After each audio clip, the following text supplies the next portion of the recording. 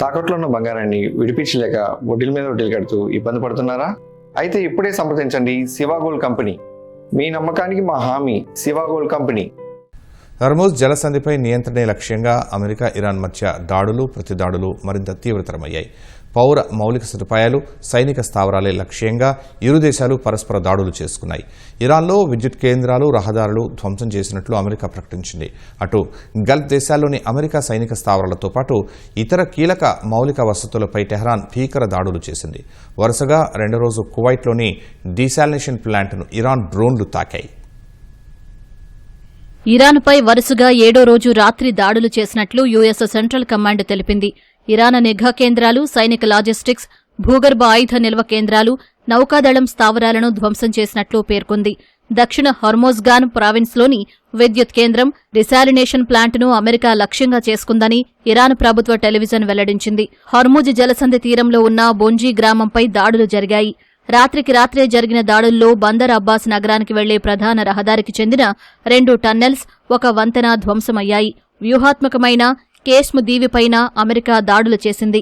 రాజధాని టెహ్రాన్కు ప్రధాన రేవు పట్టణమైన బందర్ అబ్బాస్కు మధ్య సంబంధాలు తెంచడమే లక్ష్యంగా అమెరికా దాడులు చేస్తున్నట్లు తెలుస్తోంది.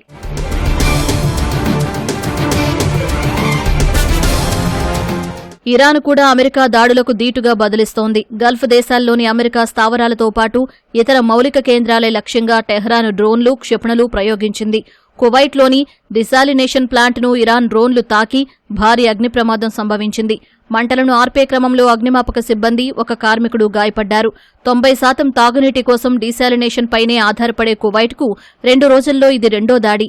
చమురు ఉత్పత్తి కేంద్రంపై ఇరాన్ భీకర దాడులకు పాల్పడిందని కువైట్ పెట్రోలియం కార్పొరేషన్ వెల్లడించింది. ఈ దాడుల్లో పలువురికి గాయాలయ్యాయని, భారీ ఆస్తి నష్టం వాటిల్లినట్లు స్పష్టం చేసింది. క్షిపణి దాడుల భయంతో కువైట్ శనివారం ఉదయం తన గగనతలాన్ని తాత్కాలికంగా మూసివేసింది. కువైట్ ఎయిర్వేస్ కూడా విమానాలను రీషెడ్యూల్ చేసింది. జోర్డాన్లోని అల్ అజ్రక్లో అమెరికా స్థావరాలను ధ్వంసం చేసినట్లు ఐఆర్జీసీ వెల్లడించింది. 3 నెలల విరామం తర్వాత సౌదీ అరేబియాపై దాడులు జరిగాయి. రాజధాని రియాద్కు తూర్పున ఉన్న అల్ ఖర్జ్లోని ప్రిన్స్ సుల్తాన్ ఎయిర్బేస్లో అమెరికా స్థావరాలు లక్ష్యంగా ఈ దాడులు జరిగాయి. ఈ దాడులపై అటు సౌదీ నుంచి గాని, ఇటు ఇరాన్ నుంచి గాని ఎలాంటి ప్రకటన వెలువడలేదు. ఇరాక్, బహ్రైన్ తదితర దేశాలు ఇరాన్ క్షిపణులను, డ్రోన్లను విజయవంతంగా కూల్చివేసినట్లు ప్రకటించాయి. పరస్పర దాడులతో ఇటు అమెరికా, అటు ఇరాన్లకు ఆర్థికంగా, సైనికంగా తీవ్ర నష్టం వాటిల్లుతోంది. శుక్రవారం వరకు అమెరికా దాడుల్లో మరణించిన వారి సంఖ్య 50కి చేరిందని, 500 మందికి పైగా గాయపడ్డారని ఇరాన్ ప్రభుత్వం వెల్లడించింది.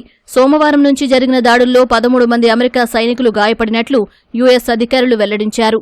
యుద్ధం మొదలైనప్పటి నుంచి ఇప్పటి వరకు 14 మంది అమెరికా సైనికులు మృతి చెందారని, మరో 427 మందికి పైగా గాయపడినట్లు వివరించారు.